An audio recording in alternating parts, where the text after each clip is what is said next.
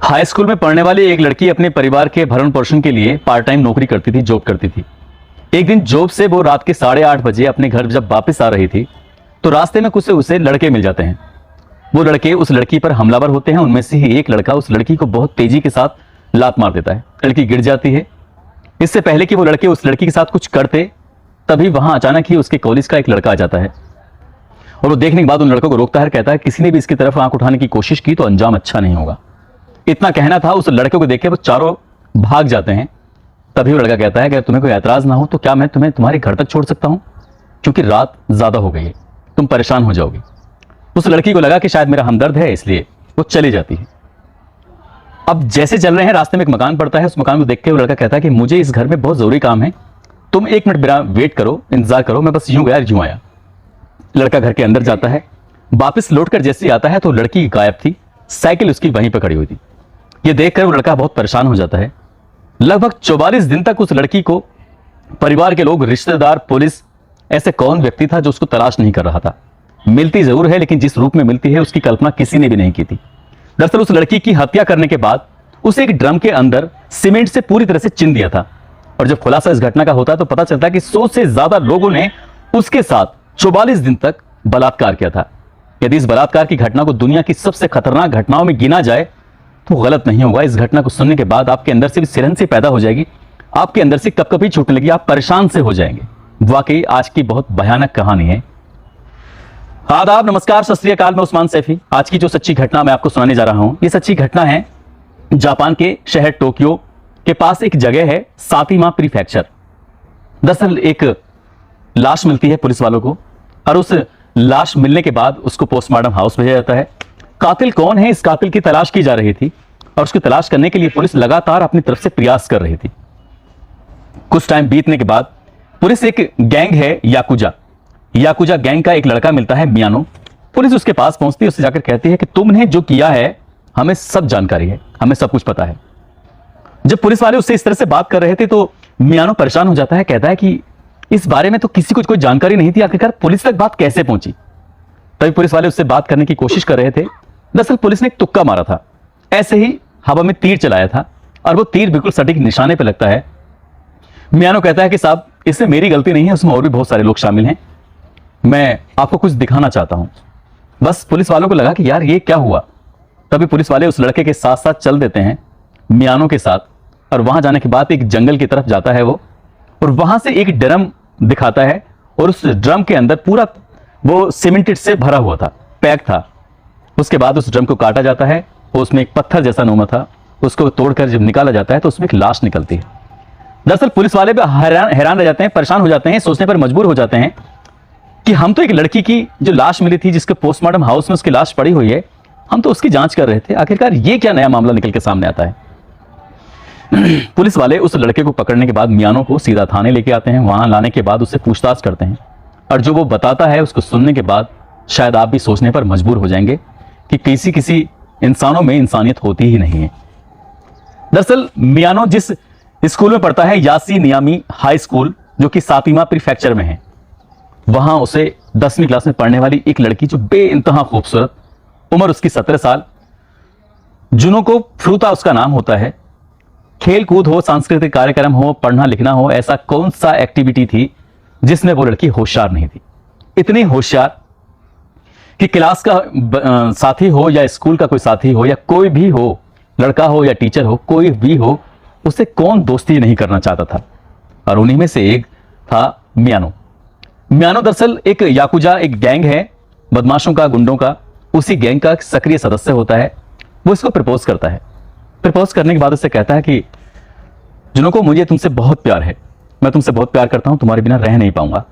लेकिन ये पहली बार नहीं था, वो बार बार प्यार का इजहार करता था और ये लड़की साफ से इनकार कर देती थी कि तुम्हारे अंदर मुझे बिल्कुल भी इंटरेस्ट नहीं है, मैं तुमसे कोई बात नहीं करनी है। जब लगातार ऐसे ही वक्त गुजरता चला जाता है, तब इस लड़के का इस लड़की के प्रति गुस्सा लगातार बढ़ता चला जाता है। ये लड़का जिस गैंग के साथ था, उस गैंग के लोग किसी भी महिला, किसी भी औरत को उठा लिया करते थे, उनके साथ गलत काम करते थे और उसे छोड़ दिया करते थे। लेकिन एक दिन ऐसा भी आता है, 25 नवंबर 1988 की वो रात। दरअसल लड़की हाई स्कूल में पढ़ती थी और पार्ट टाइम एक इलेक्ट्रॉनिक शॉप पर नौकरी करती थी।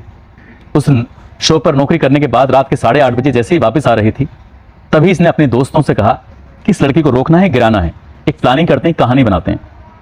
जो लड़का उसे रोज परेशान करता था वो लड़का उसका हमदर्द बनकर जब सामने आता, लड़की कहती है कि मुझे तुम्हारी कोई हेल्प नहीं चाहिए। वो कहता है कि अगर तुम्हारी हेल्प नहीं ली तुमने तो ये लड़के तुम्हें परेशान करेंगे, मैं घर छोड़ देता हूँ। बस वो लड़की यही विश्वास कर बैठती है और विश्वास करना ही उसके लिए सबसे बड़ा दुखदायी कारण बन जाता है। जैसे ही वो लड़की थोड़ा आगे चलती है, घर मकान पड़ता है, उस मकान में वो अंदर जाता है, 4 लड़के पीछे से उसके पीछा कर रहे थे, उसको किडनैप कर लेते हैं और किडनैप करने के बाद उसे घर के अंदर रखते हैं।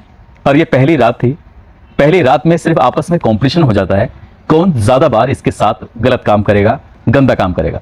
एक का नंबर खत्म होता था, दूसरा कहता था कि मुझे दोबारा आना है, तीसरी बार आना है। इस तरह से पूरी रात निकल जाती है। सुबह होते होते उस लड़की के साथ ये 5 लोग मिलकर कितनी बार गंदा काम करते हैं पता ही नहीं चलता। लड़की बेहोश हो जाती है, उसे थोड़ा थोड़ा होश था। जब उसकी आंखें खुलती हैं कुछ देर के बाद तो पता चलता है कि उसके तन पर, उसके शरीर पर एक भी कपड़ा नहीं था। उसके बाद इनकी जो इंतहा थी जुर्म करने की वो यहां से शुरू होती है। इस लड़की को फिर से कपड़े पहनाए जाते हैं और कपड़े पहनाने के बाद एक अलग, जहां सुनसान इलाका होता है, वहां पर एक घर होता है और उस घर में ये 4 लड़कों में, ये इनकी 5 में से एक लड़के का घर होता है। वहां उसके माँ और पापा दोनों रहते थे। घर में एक नौकर भी काम करता था। वहां लेके जाते हैं और वहां एक तहखाना होता है उस घर के अंदर। उस तहखाने के अंदर उस लड़की को रखा जाता है और सबसे पहले उसके साथ अब मारपीट की जाती है। यानी कि उस लड़की ने रात 8:30 बजे से लेकर सुबह के 10-11 बजे तक कुछ भी नहीं खाया और पूरी रात उसके साथ ऐसे ही गंदा काम, घिनौना काम होता रहा। तन पे उसके फिर से कपड़े नहीं होते हैं और उसको मारना पीटना शुरू कर देते हैं। लड़की से कहा जाता है कि यदि तुमने शोर मचाया या कुछ ऐसी हरकत की जो तुम्हारे लिए खतरनाक हो सकता है, ना कि तुम्हारे लिए बल्कि तुम्हारे माँ बाप के लिए खतरनाक होगा, तुम्हारे छोटे भाई बहनों के लिए भी बहुत बड़ा खतरा हो सकता है। वो गुंडों का गैंग का जो लड़का था उससे वो लड़की पहले से ही डरती थी और यहां से शुरुआत होती है उसके साथ गंदे घिनौने कृत्य की।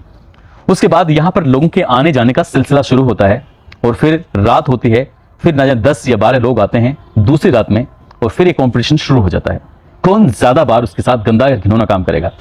दूसरी रात भी ऐसा ही होता है, उसको खाने के लिए भी कुछ मिलता नहीं है। वो बार बार भीख मांग रही थी, मुझे पानी दे दो, मुझे कुछ खाने को दे दो, लेकिन लड़की को ना कुछ खाने को दिया ना कुछ पीने को दिया और वो लड़की ऐसे ही सहन करती रही। पूरी रात उसके साथ ऐसे ही लोग गंदा और घिनौना कृत्य करते रहे। बेहोश हो जाती है। बेहोशी के बाद भी वो लोगों में कंपटीशन की भावना थी और वो ऐसे ही कर रहे थे।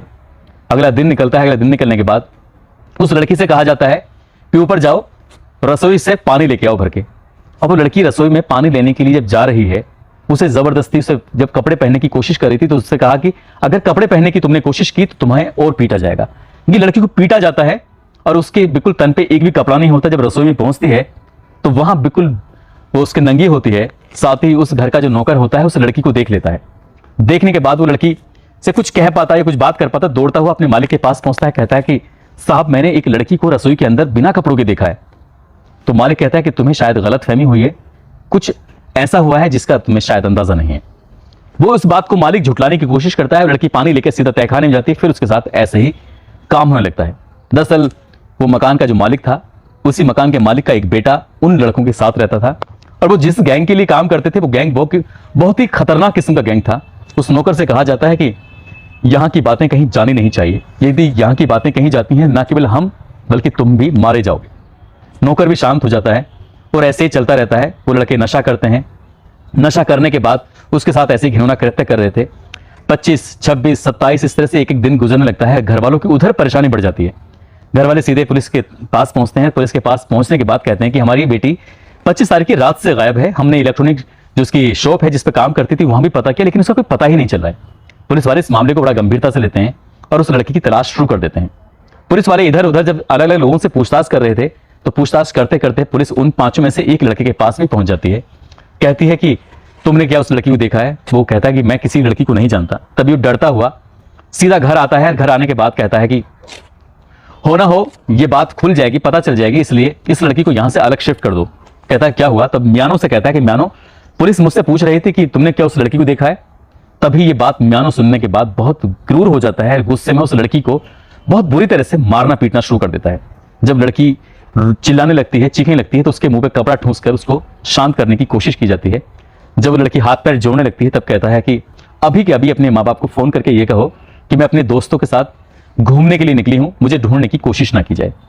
इतना सुनने के बाद वो लड़की ने मना करने की कोशिश की, लेकिन उन्होंने उसके साथ जब मारपीट करते हैं तब वो साथ में कहते हैं कि तुम्हारी माँ और तुम्हारी छोटी बहन के साथ भी बिल्कुल ऐसा ही किया जाएगा जैसा तुम्हारे साथ हो रहा है यदि तुमने फोन नहीं किया तो।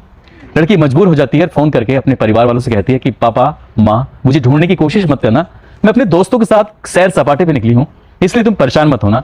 माँ बाप जैसे ये बात सुनते हैं सीधा पहुंचते हैं पुलिस थाने और पुलिस वालों से कहते हैं कि साहब हमारी लड़की घूमने के लिए निकली है, परेशान होने वाली कोई बात नहीं है और वो सुरक्षित घर वापस लौट कर आ जाएगी। बस इतना कहना था और फिर वो लड़के फिर लग जाते हैं। अगली रात आती है, अगली रात की संख्या बढ़ जाती है और बढ़ने के बाद फिर वही कंपटीशन कि कौन इसके साथ ज्यादा बार सेक्स करेगा। पूरी रात उसके साथ ऐसी निकल जाती है। खाने पीने को कुछ मांगती थी तो खाने पीने के बदले में उसके साथ मारपीट होती थी और उन्होंने जब अपने हैवानियत की जो इंतहा थी कुछ यहां से पार करनी शुरू की। वक्त जैसे जैसे आगे बढ़ रहा था वैसे वैसे उसके साथ उन्होंने कुछ ऐसा किया, खाने के लिए मांगा तो कॉकरोच दे दिया कि कॉकरोच खाओ। कॉकरोच खाने की जब उसे बारी आती थी तो वो उल्टी करने लगती थी, लेकिन उसको मार पड़ती थी तो मजबूरी में उसे कॉकरोच ही खाना पड़ा। उसको टॉयलेट आता था, उसके टॉयलेट को रोका जाता था एक बर्तन में और जब पानी मांगती थी पीने के लिए तो उसको टॉयलेट दिया जाता था कि तुम्हें ये पीना है। बस ऐसे ही चलता रहा। वो खुद भी टॉयलेट करते थे तो उस लड़की को देते थे। खुद कुछ चीज खाने को मांगती थी तो ऐसे कीड़े मकोड़े ढूंढे जाते थे, उस लड़की को दिए जाते थे। और बात यहां पर भी खत्म नहीं होती, उस लड़की की पलकों को लाइटर से जला दिया गया था। साथ ही उस लड़की के तन पर एक भी कपड़ा नहीं होता था। जब कपड़ा नहीं होता था तो उसके सीने पर एक मोमबत्ती रखी जाती थी और मोमबत्ती वो तब तक जलती रहती थी जब तक वो मोमबत्ती खत्म नहीं हो जाया करती थी। यानी कि वो चीखे चिल्लाए कुछ भी हो कोई फर्क नहीं था, उसको कितना ही दर्द हो उनको कोई फर्क नहीं था। जब यहां से उनका मन भर जाया करता था तो वो ना केवल ये सब काम करते थे बल्कि उस लड़की को उल्टा लटकाने के बाद जैसे क्या बॉक्सिंग का पंचिंग बैग होता है उसको वैसे बनाते थे और उसके साथ खेलते थे, उसके साथ मारते थे। और ऐसे मारते मारते जब लगातार 10 दिन 15 दिन 20 दिन 30 दिन इस तरह से गुजरते चले जाते हैं तो एक हालत ऐसी भी आती है कि लड़की पे ना चला जाता था ना उस पर कुछ सामान उठता था, क्योंकि उसके हाथ और पैरों की हड्डियां, शरीर की हड्डियां टूटने लगी थी, वो बिखरने लगी थी और उसे दर्द सहने की एक ऐसी आदत पड़ जाती है कि वो खुद भी नहीं जानती थी कि उसके साथ हो क्या रहा है। वो उसके साथ डेली का डेली यही काम था। एक दिन कुछ ऐसा होता है, वो लड़के शराब के नशे में धुत थे, उन्होंने कुछ ऐसी ड्रग्स वगैरह ले रखी थी, ऐसे वो अपना काम कर रहे थे। तभी उनमें से एक लड़के का मोबाइल छूट जाता है और इस लड़की के हाथ लग जाता है। और जैसे ही उस लड़की के वो मोबाइल हाथ लगता है तभी वो एक इमरजेंसी कॉल करती है। इमरजेंसी कॉल करने के लिए जैसे उसने बटन दबाया तुरंत ही वहां घंटी पहुंच जाती है और उधर से आवाज आती है हेलो। लेकिन इससे पहले कि लड़की कुछ बोल पाती, लड़की के मुंह को बंद कर दिया जाता है, उसके मुंह में कपड़ा ठूंस दिया जाता है और साथ ही उनमें से ही एक लड़का फोन करके कहता है जी हाँ बताइए क्या बात है। तो उधर से कहते हैं कि हम कंट्रोल रूम पुलिस से बात कर रहे हैं, क्या बात है, आपने क्यों फोन किया था। तो कहता है कि सब कोई बात नहीं है, गलती से फोन लग गया था, हम ऐसी कोई बात नहीं है। यानी कि बात वहां तक पहुंच गई थी, लड़की कुछ कहना चाहती थी लेकिन वो कह ही नहीं पाई, उसके पास एक और बचने का चांस था, वो भी नहीं बच पाई। धीरे धीरे करके पुलिस हालांकि इस मामले को बड़ा गंभीरता से लेती है। पुलिस आती है और घर आने के बाद जैसे ही बैल बजाती है तो वो बुजुर्ग आदमी जो इस मकान मालिक होता है उससे पूछा जाता है कि तुम्हारे यहाँ से किसी ने इमरजेंसी फोन करने की कोशिश की थी। तो कहता है कि मेरा बेटा बाहर गया हुआ है और यहाँ ऐसी कोई दिक्कत कोई परेशानी वाली बात नहीं है, हम इस घर में कुल 3 लोग रहते हैं, माँ बाप हैं और एक बेटा है, इसलिए आप यहाँ से चले जाओ, कोई दिक्कत कोई परेशानी नहीं है। पुलिस वापस चली जाती है। यानी कि उसके पास बचने का ये चांस था लेकिन तब भी नहीं बच पाती। धीरे धीरे करके वक्त आगे गुजरने लगता है। तब उनमें से एक लड़का कहता है कि अब बहुत दिन हो गए, अब इससे मन भर गया है, इसे यहाँ से भेज दो। तब जो मियानो होता है कहता है कि इससे जिंदगी में कभी मन भर ही नहीं सकता, ये चीज ही ऐसी है। कोई कॉलेज का ऐसा स्टूडेंट हो, लड़की हो, छात्र हो, कौन हो जो इसे चाहता नहीं था, इसे प्यार नहीं करता था। मैं भी तो इसको प्यार करता था। जब तक कि मैं इसकी जान नहीं ले लूंगा तब तक मैं इसको ऐसे ही तड़पाता रहूंगा, ऐसे ही मारता रहूंगा। उन्होंने समझाने की कोशिश की लेकिन वो नहीं माने। 44वां दिन जब आता है, 44वें दिन में ये खेल खेलते हैं और खेल खेलने के बाद उस लड़की को जो खेल में आगे किया जाता है तो वो जीत जाती है और यही शर्त रखी थी, यदि ये लड़की जीत जाएगी तो इसे हम इसके घर वापस पहुंचा देंगे। लेकिन मियानो को यह बात बिल्कुल भी पसंद नहीं आई और मियानो इतना गुस्से में आ जाता है कि घर में पेट्रोल रखा हुआ था, उसके शरीर के अलग अलग हिस्सों पे थोड़ा थोड़ा पेट्रोल डालता था और आग लगा दिया करता था लाइटर से।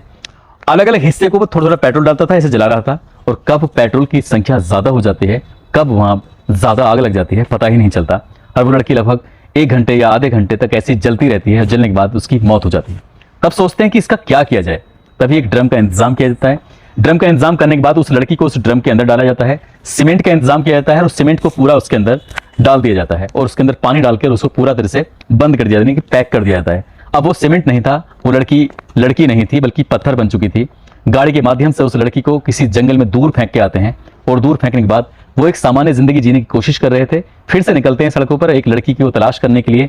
एक लड़की मिल पाती, तभी पुलिस वालों ने उनमें से जो मेन मुख्य आरोपी था मियानो, उसको पकड़ लिया और पकड़ने के बाद उससे पूछा कि हमें पूरी जानकारी है। और वो पूरी जानकारी के बाद ही पूरी कहानी जब सुनाता है, सुनने के बाद शायद आपके भी रोंगटे खड़े हो गए होंगे, आप भी परेशान हो गए होंगे। लेकिन सबसे हैरान करने वाली बात ये भी है इस कहानी के अंदर, उन पांचों में से 4 लड़के होते हैं वो नाबालिग होते हैं, सिर्फ मियानो था जो बालिग था। बात घर से बाहर ना जाए, बात पुलिस दूर तक नहीं पहुंचाना चाहती थी, इसलिए इस मामले को बिल्कुल खामोशी के साथ अख्तियार करना चाहती थी, क्योंकि वो सब के सब नाबालिग थे और नाबालिग के ऊपर इसमें भयंकर केस चल नहीं सकता।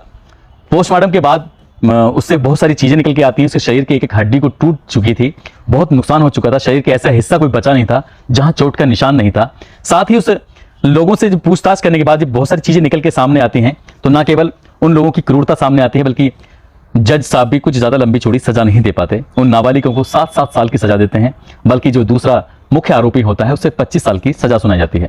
वो सुप्रीम कोर्ट में अपील की जाती है। सुप्रीम कोर्ट में अपील करने के बाद तब उसकी सजा को बजाय कम करने के उसको बढ़ा दिया जाता है, लगभग 25 से वो 30 साल की सजा कर दी जाती है। लेकिन जिस तरह का ये मामला था, पुलिस ने शुरुआत में इस मामले को छुपाने की कोशिश की थी, लेकिन एक पत्रकार को जब ये किसी पुलिस वाले ने जानकारी दी कि यहां पर ऐसा हुआ है, तब वो पत्रकार उस लड़की के फोटोग्राफ सहित इस पूरी कहानी को अपनी मैगजीन में छापता है। और तब पता चलता है कि जापान के टोक्यो के पास एक समिता फ्रैक्चर एक जगह है जहां पर इतनी भयानक वारदात हुई है, और उस वारदात के बाद वो कुछ समय तक जेल रहते हैं, 7-7 साल या कुछ 30 साल। तो उसके बाद आप अंदाजा लगा ही सकते हैं वो सब छूट जाते हैं। और ये कहानी बाकी अपना आप में एक बड़ी खतरनाक और भयंकर कहानी बन जाती है। दोस्तों, इस पूरे घटनाक्रम को सुनाने का उद्देश्य भी किसी को परेशान करना नहीं है, किसी का दिल दुखाना नहीं है, बल्कि आपको जागरूक करना है। यदि आपकी किसी के साथ ऐसा होता है तो पुलिस को फोन करें, पुलिस की मदद लें, और किसी ऐसे आदमी की तो बिल्कुल मदद ना लें जो आपको पहले से ही परेशान करता रहा हो। मियानो इस लड़की को पहले से ही परेशान करता रहा था। जाते जाते कुछ लोगों के जन्मदिन हैं, जिसमें अजय कुमार राजस्थान के हैं, गौरव दयाल हैं एटा के, इनका जन्मदिन है आज, और विनय झा हैं, इनका भी आज जन्मदिन है। इनको जन्मदिन की बहुत सारी शुभकामनाएं, बहुत बहुत मुबारकबाद। साथ ही राहुल घाटा हैं, शमशाबाद के रहने वाले हैं, रोबिन आर्या हैं, और इन लोगों ने भी नाम लेने की अपील की थी। और कुछ लोग और हैं, आशीष कुमार लखीमपुर खीरी से, आजिम सिद्दीकी हैं, मोहम्मद इरशाद बिहार से हैं, कृष्णा आर्य बिहार से हैं, मोहम्मद अनवारुल नेपाल से हैं, इरशाद अली महाराजगंज से हैं, नरेश कुमार बिहार से, खुशीराम हुड्डा राजस्थान से, रिहान कुरैशी राजस्थान से, अतुल सिंह राजपूत बिहार से, मोहम्मद मौजम हसनपुर से हैं, कैलाश रजक रांची से हैं, सुखबीर सिंह अलवर से हैं, शशि ठाकुर गढ़वा से हैं, मयंक तिवारी, उमाकांत सबीर रहमान आजमगढ़ से हैं। इन लोगों ने नाम लेने की अपील की थी।